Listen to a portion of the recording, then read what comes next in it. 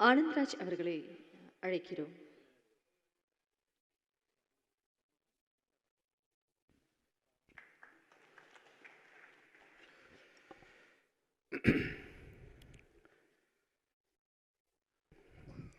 வணக்கண்ணே. இவரை 82லேருந்து நான் பார்த்துட்ருக்கேன். இது நிறைய பேருக்கு தெரியும். அவர் கூட இருந்த நிறைய பேர் இது எமோஷன். ஒரு படத்தை பார்த்தாலே எனக்கு என்ன, ஒரு பேம்பு சேரில் உட்காந்துட்டு, ஒரு மூங்கில் சேரில் உட்காந்துட்டு ஷேவ் பண்ணிகிட்டு இருப்பார்.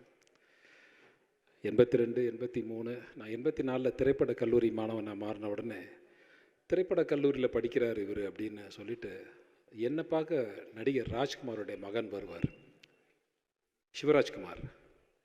அவரை பார்க்குறதுக்கு இவர் வெயிட் பண்ணுவார். அப்போ சிவராஜ்குமாரை இவருக்கு அறிமுகம் பண்ணி வச்சதே நான் தான். அந்த மாதிரி நாங்கள் ஒன்றா படிக்கிறோம் அப்படின்னு சொல்லிட்டு.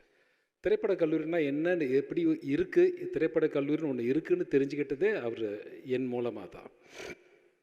ஸோ அதுக்கப்புறம் திரு ஆபாவானன் வந்தார். திரைப்பட கல்லூரி மாணவர் திரு உதயகுமார் பேசினார் இல்லையா. இப்போ திரு இளவரசன் ஆகட்டும், அப்புறம் அவர் திரைப்பட கல்லூரி மாணவருக்கே வானத்தை போல படம், நான் நிறைய படம் நாங்கள் அவரோட நடிச்சிருக்கோம். திரைப்பட கல்லூரி மாணவர்கள் திறமைசாலிகள், ஒதுக்கப்பட வேண்டியவர்னு இல்லாமல் சேர்த்து கொண்டு பணியாற்றிய ஒரே நடிகர் என்று சொன்னால் அன்றைக்கு என் அண்ணன் மறைஞ்சிட்டார். பட் இருந்தாலும் அவர் நம்ம விட்டு மறைய மாட்டார். அவர் நினைவேந்தல் செய்கிறோம்.